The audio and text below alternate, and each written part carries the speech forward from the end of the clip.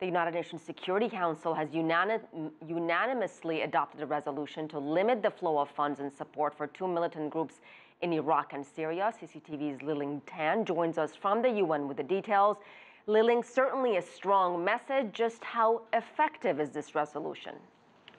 Well, that really is the key question here. But what really is also significant is that this is the strongest message we've seen and heard from the Security Council so far.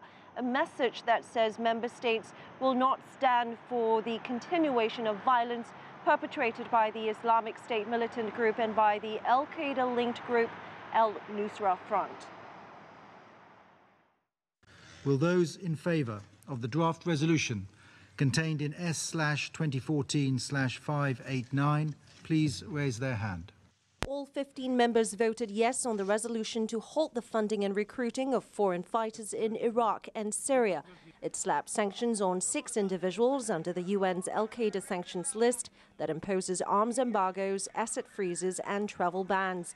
Council members also expressed their readiness to impose sanctions on other individuals involved in financing or facilitating the travel of foreign fighters. In imposing sanctions on 6 individuals, this resolution demonstrates the Council's sense of urgency and its willingness to take concrete action against those who carry the guns and those who supply them.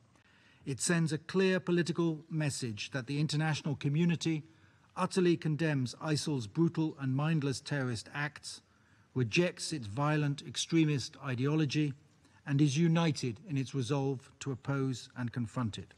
The resolution is a response to the extremist ideology and actions that have created instability and security issues in the region and displaced hundreds of thousands of civilians fleeing persecution, including summary executions, kidnapping of children, and sexual violence. The effectiveness of the resolution will depend on the implementation by member states and their ability to suppress and prevent financing and support of terrorists. The resolution also calls for the UN Sanctions Committee to provide an assessment within 90 days of the threat posed by the Islamic State and al-Nusra, as well as recommendations on how to deal with the threat. RCA? Liling, has there been any kind of reaction from Iraq or notably Syria?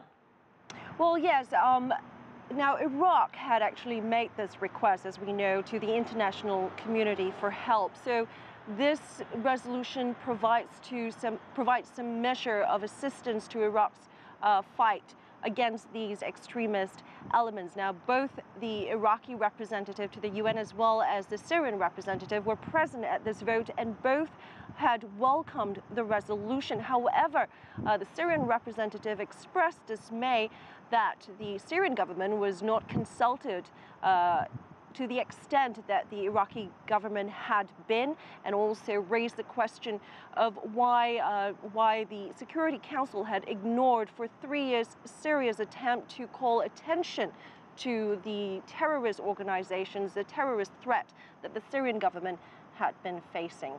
So a little bit of bristling, a little bit of pushback there from the Syrian counterpart. All right. RCA? Thank you so much, Liling Tan, live at the United Nations.